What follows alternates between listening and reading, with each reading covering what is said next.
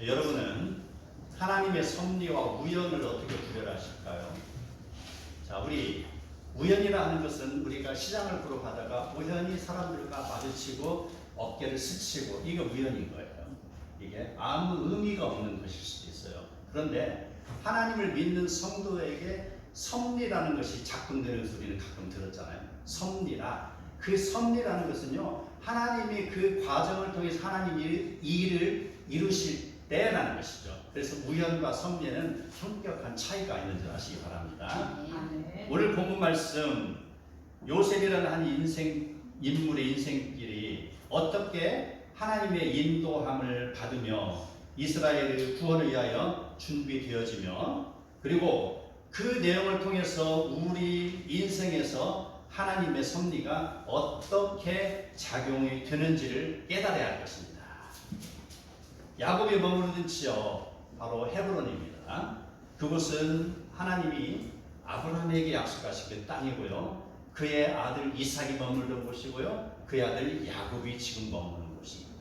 그 헤브론 지역에 지금 목초가 많지 않습니다. 자, 그 지역에는 연간 강수량이 200mm 미만입니다. 그러한 곳, 바로 그곳에서 이제 목초가 부족하기 때문에 야곱의 아들들은 지금 그의 무양을 몰고 북쪽으로 올라가 있어요. 그런 과정에서 자, 그 곳이 바로 세겜 땅이다라는 것이죠. 북쪽으로 간 곳이. 자, 이 세겜 땅은요, 헤브론에서부터 100km 정도 떨어진 곳입니다. 그 거리까지 지금 양들을 몰고 갔다는 것은 그들의 생명줄과도 같은 목초지를 찾아서 갔다는 것입니다. 우리가 물을 찾아서 우리 인생이 가는 거나 마찬가지죠. 13절을 보면은요, 이스라엘이 요셉에게 이르되라고 쓰였습니다. 자, 어떤 때 보면은 야곱이 이르되라고 나오는데, 어떤 때 보면은 이스라엘이 이르되, 좀 헷갈리죠. 자, 일상적인 용어에서는 야곱이라는 이름이 등장하고요, 특별하게 하나님의 섭리가 작동되는 율법적이거나 어떤 말씀에 근거해서 이름이 거론될 때는 이스라엘이다라고 하는 것이죠. 자, 이와 같이 또 성경에 비슷한 게 있어요. 하나님이 말씀하실 때 있고 여호와께서 말씀하실 때가 있죠. 자, 일상적인 상황에서는 비교적 덜 중요한 그런 상황에서는 하나님께서라고 표현하고 있습니다. 그러나 그런 중에도 특별하게 하나님의 섭리가 작동하는 과정이 있잖아요.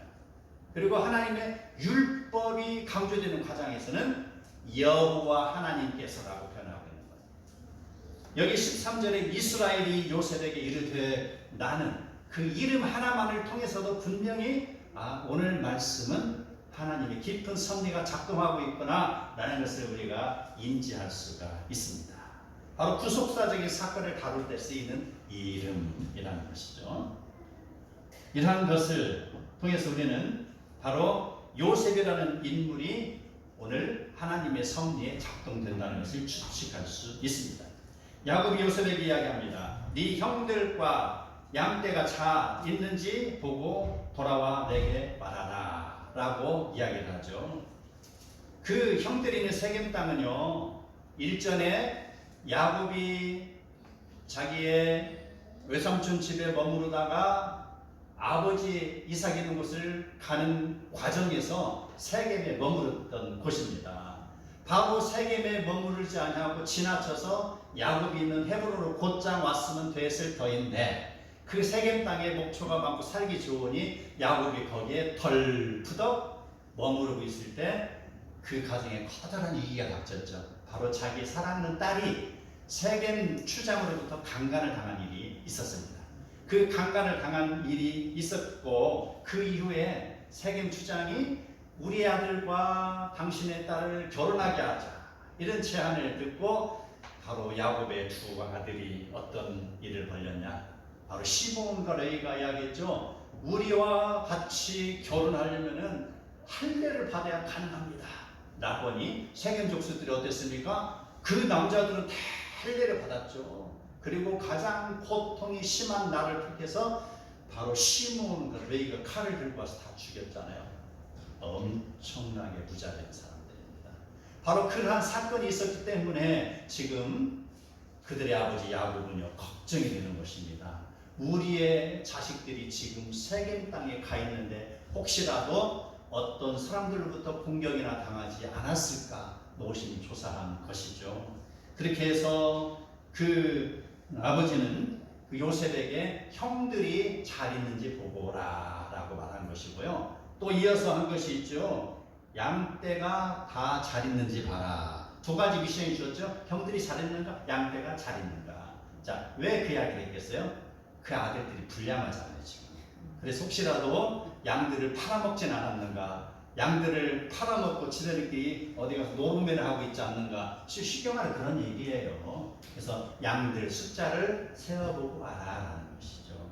그 미션을 받은 요셉, 그가 바로 아버지의 명령을 듣고 내가 그리하겠나이다 라고 바로 순종하는 모습을 보입니다. 그래서 아버지가 챙겨준 음식을 жил머지고 이제 100km의 거리를 싫은 기색 하나 없이 걸어가고 있습니다. 요셉이 며칠일지 모르겠습니다. 100km 정도면 뭐 빨리 가면은 글쎄 뛰어가면 하루만 가겠죠. 100km 정도. 그러나 만만치 않죠. 그 짐을 짊어지고 가니 이틀이 될 수도 있고요. 아니면 3일이 될 수도 있고 느긋하게 가면. 자, 그렇게 해서 갔는데 막상 세겜에 도착해보니 형들이 보이지 않습니다. 요셉의 마음은 초조해지기 시작합니다. 그때 어떤 사람이 다가와요. 다가와. 내가 노력하지도 않았는데 어떤 사람이 다가와서 말을 거는 거예요. 이게 섭리라는 거예요. 이게 우연이 아니라 이게 섭리라는 거예요. 그렇게 해서 물어봅니다. 당신 누구를 찾소? 라고 물어볼 때 요셉이 그의 형들을 찾습니다. 우리의 형이요 10명이 있는데요 인상 차이는 어떠고 저쩌고 저쩌고 이야기를 하면서 지금 양떼를 놓고 세겜에 갔는데 내가 형들을 만나야 하는데 형들이 보이지 않습니다. 혹시 당신이 알거든 나에게 좀 알려주시오 라고 말하니 그 나그네가 하는 소리, 내가 봤어. 내가 봤는데 지금 그 사람들 바로 도단에 있더이다. 도단은요 지금까지 100km를 걸어서 왔는데 그 세겜에서 또 30km가 또 위쪽에 있는 곳이에요. 그 소식을 들은 요셉은 다시 30km를 갑니다. 자, 130km의 거리는요 제가 내비게이션 한번 찍어봤어요. 충주에서 인천공항까지의 거리더라고요. 만만치 않겠죠? 거의 130km 나옵니다. 바로 그 길을 17살 정도 되는 소년이 혼자, 그것도 또 짐을 메고 가는데 그 길에는요 분명하게 산의 위험이 있습니다. 강의 위험이 있습니다. 강도의 위험이 있을 수가 있는 것이죠. 그런데 그걸 마다하지 아니하고 그는 그곳을 갔습니다. 요셉이 도단에 거의 도착했을 때 저 멀찌감치해서 저 멀리에서 형들이 있는 것을 단번에 알아보는 것이죠. 그래서 요셉은 이제 그 피곤함도 잊고요 두둥실 막 구름에 달을 가듯이 덩실덩실 춤을 추며 나의 고생도 끝이구나. 이제 형들을 만났어요. 얼마나 기쁜가 하고 그가 형들을 향해서 부릅니다. 형! 루벤 형! 시므온 형! 유다야! 크게 불러대요. 요셉이 왔어요. 요셉이! 그리고 또 이야기합니다. 형들이 못 들은가? 그래서 아버지께서 먹을 것을 보내서 제가 가지고 왔어요. 형들! 이렇게 이야기합니다. 그는 기쁨에 차 있었죠.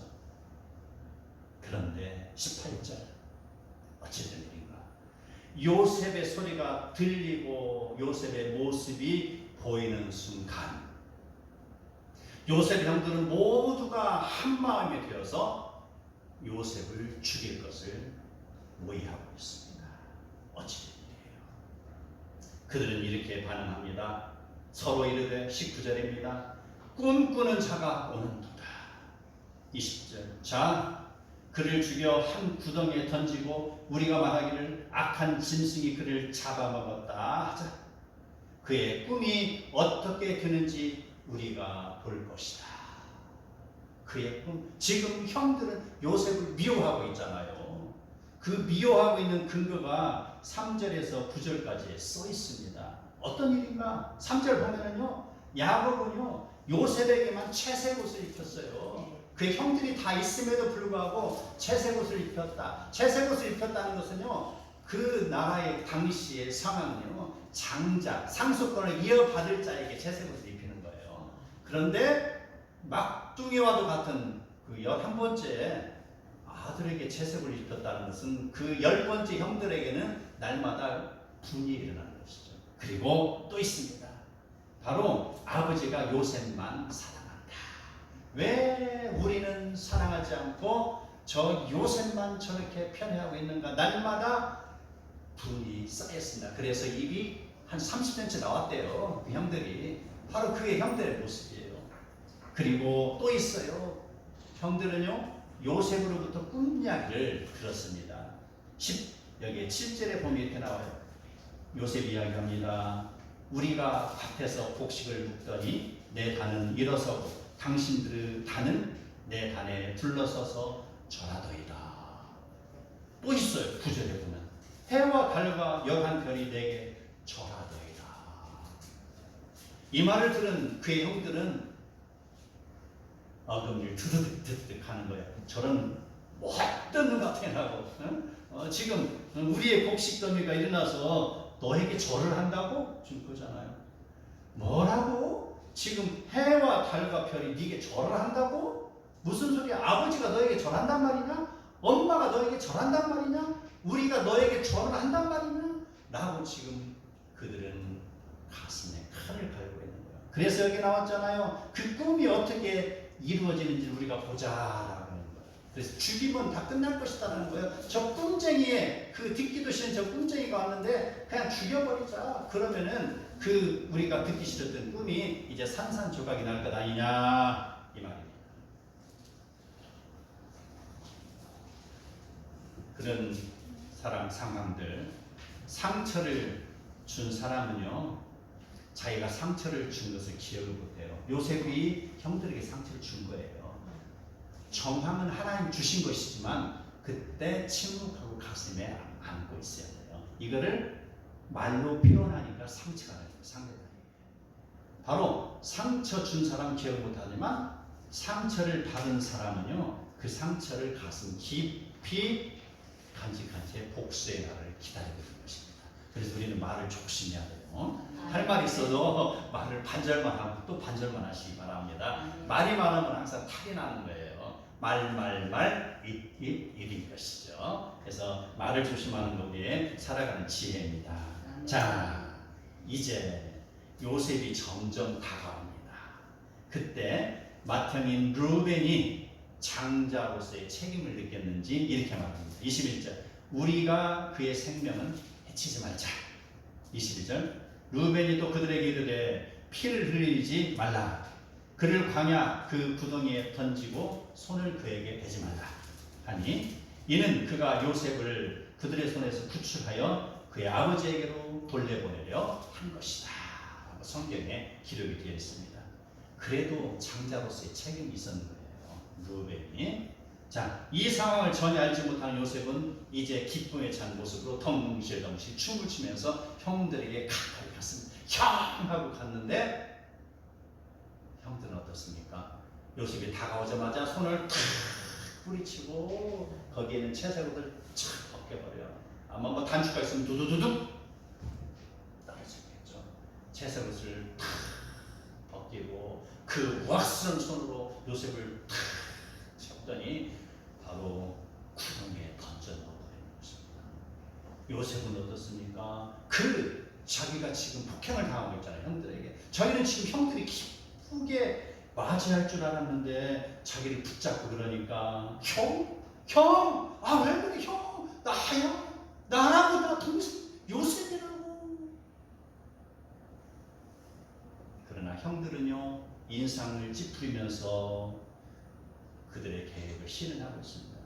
요셉은 급게 울먹이며 형들에게 이야기합니다. 살려줘, 형 살려줘 라고 무릎 꿇고 빌고 있어요. 그러나 형들은 무지막하게 그를 끌고 가고 있어요. 그리고 바로 구덩이에 감춰버립니다. 자기의 있었던 그런 동생에 대한 분노, 그것을 지금 표현하고 있습니다. 그리고 그 구덩이에 던지고 나서 요셉이 가지고 온 음식을 먹으며 태연하게 희낙낙거리고 있습니다. 사람이 아니죠. 짐승들보다 더할 것입니다. 형들은 지금 자기 기준으로 세상을 바라보는 자들입니다. 자기의 독선에 빠진 자들은요, 무자비함을 속일 수가 없습니다. 요셉은 지금 구덩이에 빠져 있어요. 그는 지금 숨을 쉬고 있으나 그는 형들 앞에서 죽은 목숨입니다. 만약 그 구덩이에 물이 있었다면 요셉은 영락없이 물속에 빠져 허우적거리다 죽었을 것입니다. 다행히 물이 없었으니 요셉을 살리시려는 하나님의 섭리라는 것입니다. 이게 섭리예요. 구덩이에 던져서 죽이고 싶었지만 다행히 하나님이 그곳에 그때 그 시간에 그 사건 환경 속에서 요셉을 구하는 것입니다. 이게 하나님의 섭리라는 것입니다. 빠져나올 길을 하나님이 열어주시는 것이죠. 이미 그럴 줄 알고 하나님이 미리 딱 물이 고였던 곳에 증발을 시켰다든지 그런 거다. 하나님의 섭리예요. 그때 음식을 먹고 있을 때 문득 길앗에서 오는 아랍 상인들이 보였습니다.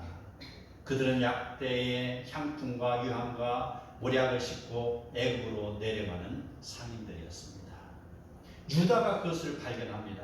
그리고 지혜를 짜냅니다.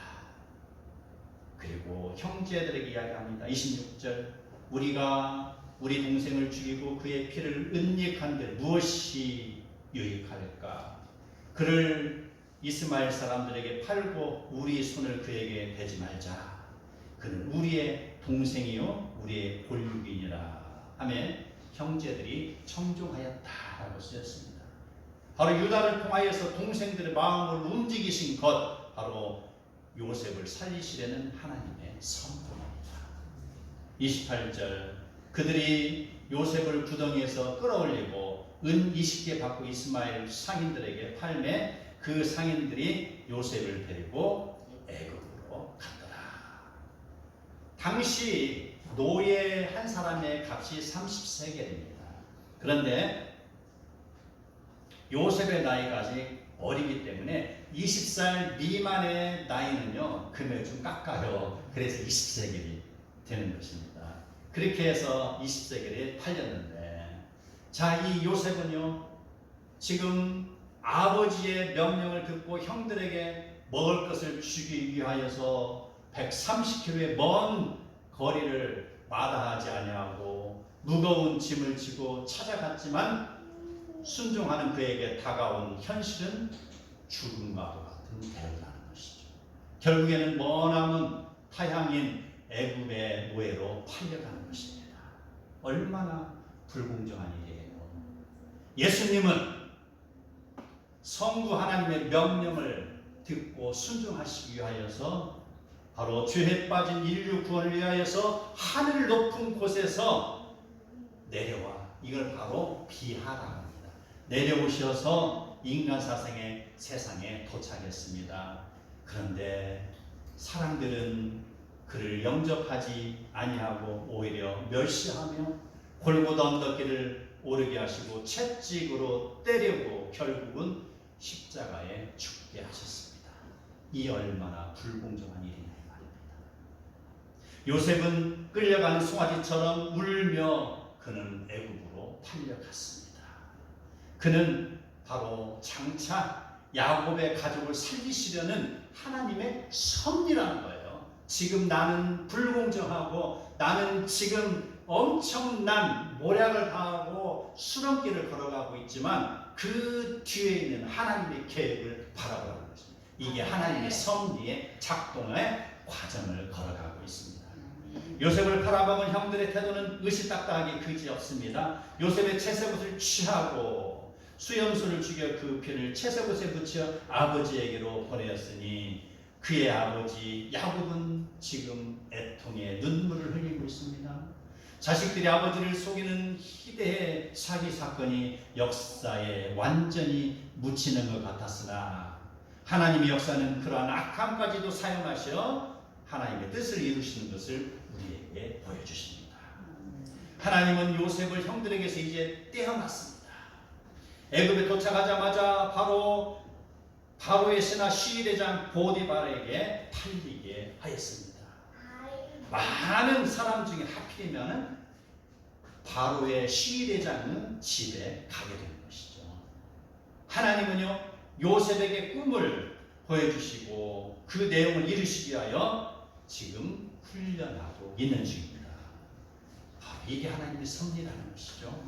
집안의 화초처럼 지금까지는 자랐지만 그러나 이제부터는 요셉이 해야 될 일이 있기 때문에 동산의 낙낙장성처럼 세상의 어려움을 이겨내고 굳건하게 지금 자리매김하고 있는 것입니다. 보디발의 집에서 요셉은 집사와 같은 존재로 성실하게 살림살이를 총괄하고 있습니다.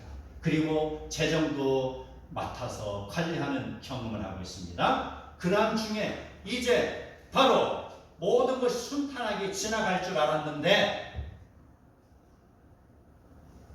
동산의 낙낙장소에 갑자기 번개가 치듯이 보디발 아내로부터 유혹이 또 다가옵니다. 그러나 그 유혹에 넘어가지 아니하고 그것을 능히 하나님의 말씀으로 이겼습니다. 그 결과는 어떻습니까? 그 결과 커다란 상이 주어져야 되잖아요. 내가 이겼습니다, 하나님. 내가 오늘도 말씀에 순종했습니다, 하나님. 그런데 하나님은 아무런 말씀도 없으신 거예요. 잠잠하십니다. 하나님은 지금 죽으시고 계십니까? 내가 그렇게 올바르게 했는데 나를 왜 감옥에 걷습니까? 라고 이야기할 수가 있는 거예요. 바로 그가 궁중의 감옥에 갇히게 되었습니다. 그 궁중 감옥에는요 1등급 죄수들만 온 거예요. 1등급 죄수는 사악한 죄수를 하는 겁니다. 그렇죠? 예, 그들이 몰려있는 곳입니다. 자, 그 감옥에 있으니까 무슨 현상이 일어나는가? 여러 종류의 죄수들이 왔습니다. 사기꾼, 강도, 강간, 도둑질, 그 나라의 재정을 갖다가 이걸 위조를 해가지고 막 훔쳐가는 사람들, 어떤 폭력범, 별의별 사람들이 다 있어요, 죄수들. 자, 그들 속에 있으니까요, 날마다 그들이 자기들의 경험담을 이야기하는 거예요. 나는 이렇게 해서 죄를 저질렀다 하면서 그들의 이야기를 다 듣고 보니 인생 경험을 요셉은 다 해버렸어요. 그 속에서 세상 돌아가는 물정을 다 알았어요. 아, 이렇게 해서 세상이 돌아가고 이렇게 해서 사기를 치는구나, 이렇게 해서 폭력이 이루어지는구나, 이렇게 해서 부정부패가 이루어지는구나, 이걸 다 알아버린 거예요. 인생 경험을 감옥에서 다 했다는 것이죠. 그리고 그가 이제 바로 하나님의 섭리 속에서 누구를 만납니까? 바로를 만나잖아요. 하나님의 섭리 속에서 어떻게 만납니까? 바로로 하여금 하나님이 꿈을 꾸게 하시는 것이죠. 어느 누구도 꿈을 해석하지 못할 때 요셉이 그 꿈을 해석하고, 그리고 꿈대로 7년 대흉년이 오고 7년 대흉년이 온 것입니다. 세계적인 대흉년이 접어들었을 때 비리어 요셉의 집가가 가려지잖아요. 자, 여기까지입니다. 요셉이 지금까지 수렁을 걸어왔지만 바로 하나님의 섭리는 요셉을 총리로 세우시는 것이었습니다. 이 과정을 두고 누가 요셉을 실패한 사람이라 할 수가 있냐 이 말입니다. 우리는요 하나님의 인도하심 속에 거하는 성도가 되어야 될 것입니다. 바로 그가 요셉이 애굽의 총리가 되기까지 그가 형들로부터 버림받은 그 순간부터 총리까지 총 20년의 시간이 흘렀습니다. 오래 걸렸죠? 오래 걸렸습니다. 아브라함도 어떻습니까? 하나님이 내가 너에게 자식을 줄 것이야 라고 하니까 예, 제가 가겠습니다 하고 순종해서 따라 나왔는데 25년 걸렸잖아요. 아들 주어지기까지. 자, 20년 걸렸는데요. 그 20년이 그냥 20년이 아니에요. 그의 아버지 야곱이 흘린 눈물의 시간입니다. 20년이. 그의 아버지 야곱은요 에서로부터 장자의 권한을 훔쳤잖아요. 뺏었잖아요. 사기쳤잖아요. 그래서 에서가 그를 죽이려 했을 때 그의 외삼촌의 집에 가서 머무르다가 20년 만에 돌아갔잖아요. 그 기간 동안에 장자의 권한을 빼앗긴 에서는 가슴에 독을 품고 있었지 않습니까? 그러한 고통을 지금 20년 동안 바로 자기의 아들이 살아있는데 죽은 줄 알고 날마다 눈물을 흘리고 있었던 것이죠. 이게 인과인 거예요. 뿌린 대로 거둔다는 거예요. 이게 우리는요 세상에서 어떤 그런 나쁜 일과 손잡으면 안 돼요. 우리는 하나님께 기도하면 용서함을 받지만 용서를 받을지라도 거기에 대한 대가는 치르게 하시는 게 성경의 원리잖아요. 그걸 꼭 알고 어떤 세상의 유혹이 나를 감싼다 할지라도 거기서 손을 잡으면 아니 됩니다. 자, 그렇게 야곱의 20년 세월이 바로 요셉의 20년의 세월이었다는 것. 자, 야곱이 드디어 하나님의 그런 비전을 이루어가는 그런 곳에 쓰임받는 자입니다. 그 과정에서 하나님은 요셉이라는 사람을 통해서 그걸 이루시는 것. 바로 하나님께서 요셉을 택하시고 그에게서 어려서부터 꿈을 주신 것이죠. 그 꿈을 따라 요셉을 하나님께서는 움직이게 했습니다. 어떻게? 헤브론에서 세겜에서 다시 도단에서 삥 내려가서 애국까지 간 것이잖아요. 하나님이 움직이십니다는 것이죠. 그리고 하나님께서는 이러한 것을 통해서 우리에게 바로 꿈을 꾸며 달려나가는 자를 하나님이 보호하신다는 것을 느끼게 해주시는 것입니다. 순종함으로 걸어가는 자에게는 결과는 하나님이 보호하시는 것이죠. 우리는 인생길에 어떠한 구덩이는 언제나 존재할 수가 있습니다. 그러나 하나님을 바라보며 늘 깨있는 자는 인생이 구덩이에 빠질지라도 하나님께서 그의 살 길을 열어주시는 줄 믿으시기 바랍니다. 네. 바로 이게 하나님의 섭리라는 것입니다. 요셉이 애국으로 팔려가듯 때로는 나의 의지와 상관없는 일들이 나에게 자주 발생할 수도 있으나 그러한 중에서 우리는 분명하게 하나님을 바라봐야 하는 것입니다. 하나님을 바라보는 자를 하나님은 끝까지 책임져 주십니다. 하나님의 뜻을 따르는 길은 바로 영접받는 즐거운 길만 펼쳐지는 것이 결코 아닙니다. 오히려 오해와 꾸지람과 어떠한 방해와 고난의 길이 되기도 합니다. 그러므로 사랑하는 성도 여러분, 우리 낙망하지 마시기 바랍니다. 하나님께서 사랑하는 성도들, 왜 하나님이 살아계시는데 왜 이런 일이 일어나냐고 고통스러워 할 수도 있지만, 그러나 우리가 믿고 구하며 하나님의 뜻을 따라갈 때 하나님은 그 사랑하는 성도들을 끝까지 보호하시고 그의 길을 인도하시는 줄을 믿으시기 바랍니다. 네. 나의 인생이 요셉처럼 끝없이 밑으로 추락할지라도 하나님의 섭리 가운데 있는 자의 결국은 요셉이 애굽에서 총리가 되어 이스라엘 백성을 기근에서 구하고 장차 이스라엘의 거대한 민족으로 자라게 하는 것처럼 그는 바로 그 과정에서 쓰임받는 인물입니다. 우리 인생도 마찬가지입니다. 하나님께서 쓰임 받을 줄, 하나님으로부터 쓰임 받을 줄 믿고 우리는 오늘 하루 길을 걸어가야 됩니다. 아멘. 오늘 나의 인생길을 살아가고 있습니까? 아니면 하나님께서 인도하시는 하나님의 역사의 하루에서 내가 살아가고 있습니까? 두 가지 질문 중에 분명히 하나를 선택하시기 바랍니다. 우리는 하나님이 주시는 꿈속에서 그리고 하나님을 향한 꿈에 충실하는 그러한 성도가 되시기를 바랍니다. 하나님의 영광을 위한 그 길에 수많은 가시밭길이 가로막혀 있고 또 어떠한 것이 나를 헤아려 할지라도 나의 길이 하나님의 영광을 위하여 걸어가는 길이라면 하나님께서 끝까지 나를 보호하실 줄 믿으시기 바랍니다. 아멘. 내가 확신하노니 사망이나 생명이나 천사들이나 권세자들이나 현재일이나 장래일이나 능력이나 높음이나 깊음이나 다른 어떠한 피조물이라도 우리를 우리 주 그리스도 예수 안에 있는 하나님의 사랑에서 끊을 수 없으리라. 오늘도 하나님의 일하심을 믿으며 예수 그리스도의 말씀의 옷을 입고 끝까지 달려가며 하나님의 섭리의 한 복판에서 살아가는 복된 성도들이 다 되시기를 축복합니다. 아멘.